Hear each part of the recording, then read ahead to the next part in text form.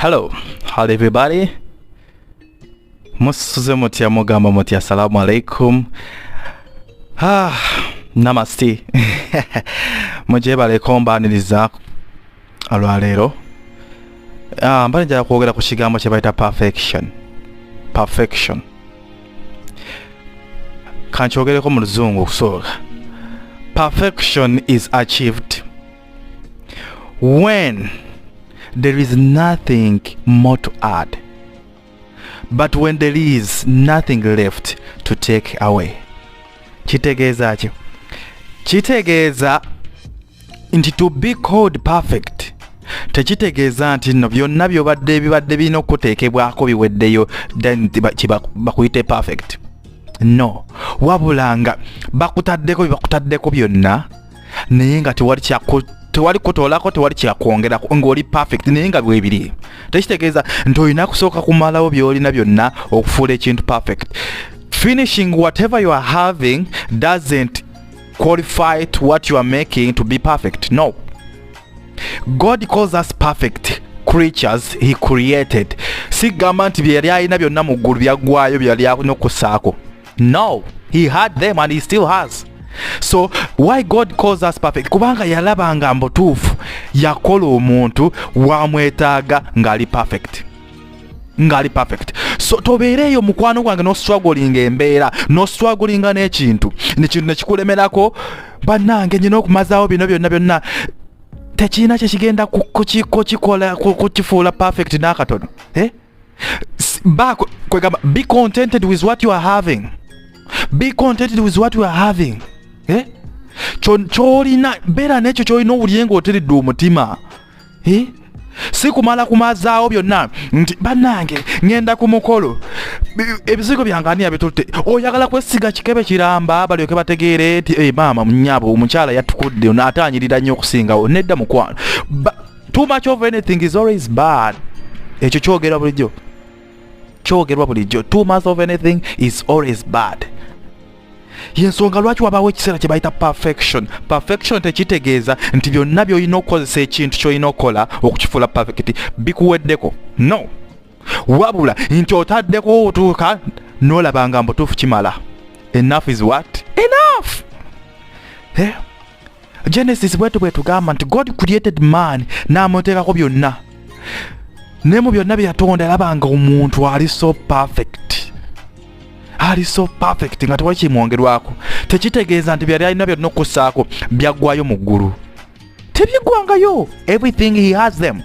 That's what we call him God. We call him creator. He had everything to put on you, but he reached a point and he said this person is perfect. He is perfect. Kitegeera ali perfect, ali buli kimu. So toba na mululu, toba na muliro. Baako wootuuka ogambe mbutuufu it's enough. Of course it's enough. It is perfect. It's really perfect. I have dressed today like this. Yeah, it is perfect.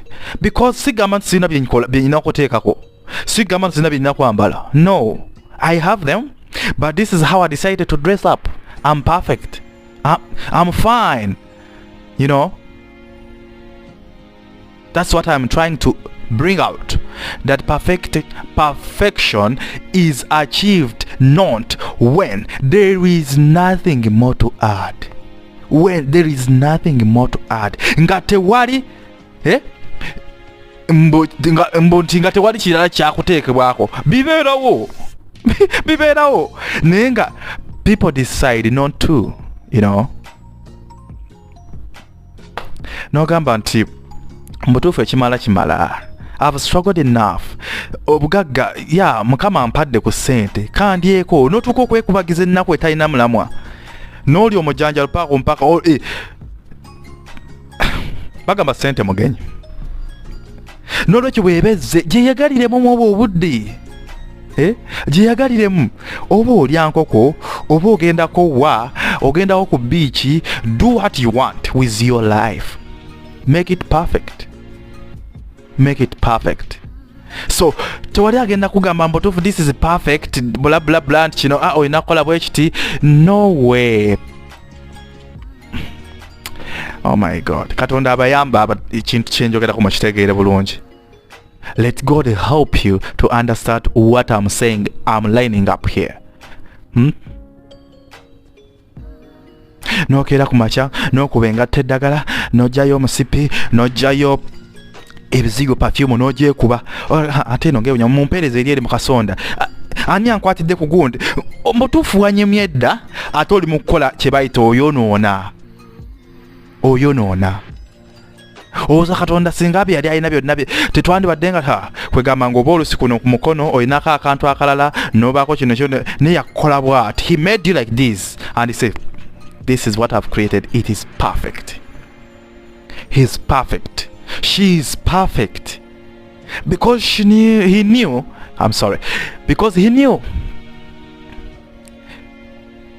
that he has everything to add on you, but the way he saw it, this is enough. This is real enough, This is real enough. I'm not adding anymore. This person is perfect. He is perfect. She is perfect. Nolekyo mukwano toguguba na mbeera. Don't chase things that you won't catch. Byotasange. Toguba bintu byotasange. Please go with what you are having at the moment. Move slow but sure. You will reach a point. That's why I said previously. Moving slow is not a problem. But the problem is standing still. Remain standing in some place. So move slowly. Sikuduka nnyo. Bugu simuliro.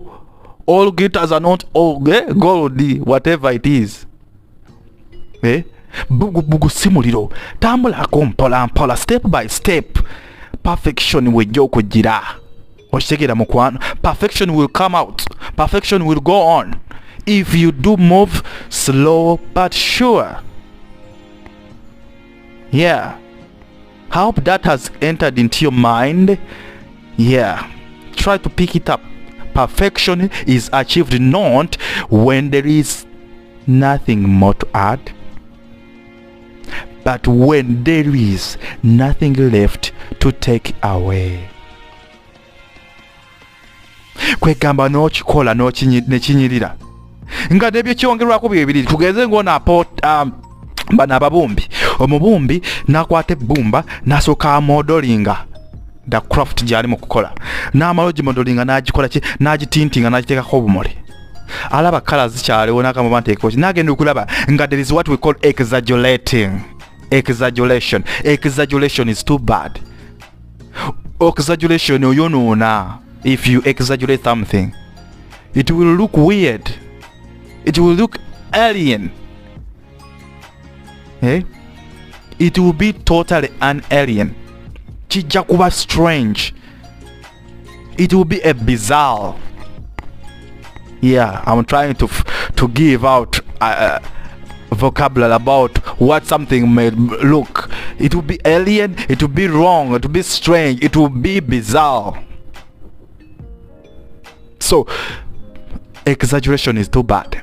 So alabanga omupoosa ono abapoota poota balala bagundi wawo poetry whatever artist ali mu kumodelinga ekintu kye kati mu kukikola n'akikola agenda okumanya the place here, this is the color, I have to use this, okay, let me use this design. Nakosa design n'akateekako n'akamodelinga agakantu yeah kali so nice. I wanted to get something. Okay. Let me see. As you can see here, this is a box for the phone. It's called the Google Pixel 4a. It's my friend is. So, kati eyakola box eno. Kyogamba wano yalitalaba wasobola okusaawa ekintu ekirala. Wano yalitalaba nti asobola okusaawa kino waki yasekawo kagikokka. Kale wano lwaki yassaawo kano kokka. Why did he put only this one here? Not because that the idea to put any other things here yali tagirina. He had it, but he said no, that is exaggerating. It is exaggerating. I should not do that. Yeah, that's God. Katonda yalabanga teweetaaga nnyindo yakuna wano. Ebituli wali weetaaga bibiri. akamwa kamu, amaaso abiri, amatwa abiri, ebigere bibiri, emikono ebiri. You are perfect. So teweenyoomanga mukwano. Teweenyoomanga nti mbutuufu ndabika senyirira bulungi. Oliwa black for the reason. God created you as a black person for a reason. He created the whites for a reason. For a reason. So they are perfect in their way. We are perfect in our way. That's what I mean. So that racism, whatever, it's a thing of old fashion, you know. I'm a person who loves everybody as they are. White, black, red, whatever the color it is. I'm a person of that kind. Racism is far off my lists. Actually, it is the back part of my book. And I don't think to open it. I don't think. So, you are perfect in your own image. You are perfect in what you are.